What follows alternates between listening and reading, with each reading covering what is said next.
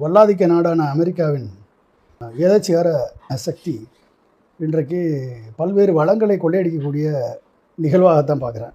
அதாவது அதனுடைய உலகத்தில் இருக்கக்கூடிய வளங்களை சுரண்டி அந்த நாடுகளை தனது வசமாக்கி, இல்லை என்றால் தனக்கு அடிமையாக இருக்கக்கூடிய ஆட்சியாளர்கள் ஒப்படைத்து அந்த நாட்டினுடைய வளங்களை சுரண்டுவது என்ற முடிவுக்கு அமெரிக்கா வந்து, அமெரிக்காவினுடைய ஆட்சியாளரான ட்ரம்ப் காலத்தில் அது அட்வான்ஸ் லெவலில் போய் இன்றைக்கி வந்து ஈரானுடைய சுப்ரீம் லீடர் அயதுல்லா அலி கமேனியை அவர் குடும்பத்தோடு கொலை செய்யப்பட்டிருக்கிறார்கள். இப்போ இது வந்து இஸ்ரேலை வந்து பயன்படுத்தி கொண்டிருக்கிறது அமெரிக்கா. இஸ்ரேலை வந்து ஒரு பேஸாக மேற்குலக நாடுகள், அதாவது மிடில் ஈஸ்ட் கண்ட்ரீஸை இருக்கக்கூடிய எண்ணெய் வளங்களை தனது கண்ட்ரோலில் கொண்டு வருவதற்கு ஆன முயற்சியாக இப்போ ஒட்டுமொத்த யுஏஇ, அதாவது வளைகுடா நாடுகள், சவுதி அரேபியா, குவைத், கத்தார் போன்ற நாடுகள்லாம் வந்து அமெரிக்காவின் கீழே யுஎஸ் ஏர்பேஸை உருவாக்குவதற்கு ஒப்புக்கொண்டு அமெரிக்காவின் அடிமைகளாக மாறிவிட்டார்கள்.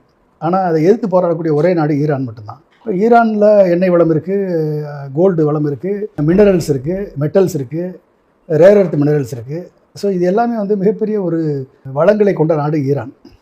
அந்த நாட்டை சுய உரிமையை பாதிக்கும் வகையில் அந்த நாட்டை வந்து தனது கண்ட்ரோலில் கொண்டு வருவதற்கு அனைத்து முயற்சிகளையும் எடுத்து அதில் தோல்வியடைந்து இஸ்ரேல் கடைசியாக ஈரானுடன் மோதி ஈரான் வந்து சரியான பாடம் கற்பித்து இஸ்ரேலுடைய ஒட்டுமொத்த ஏர் டிஃபென்ஸ் இன்ஃப்ராஸ்ட்ரக்சரையை காலி பண்ணி அயர்ன் டோமை, டேவிட் ஸ்லிங்கை, ஏரோ 2, ஏரோ 3 இந்த 3 ஏர் டிஃபென்ஸ் சிஸ்டத்தையும் short term and medium term and long term missiles, அதாவது ஷார்ட் டேர்ம்னா rockets and drones, medium term அப்படின்னா அந்த cruise missiles and other intercontinental ballistic missiles, அப்புறம் வந்து அதான் லாங் டேர்ம் வந்து இன்டர்கான்டினென்டல் பேலிஸ்டிக் மிசைல்ஸ்.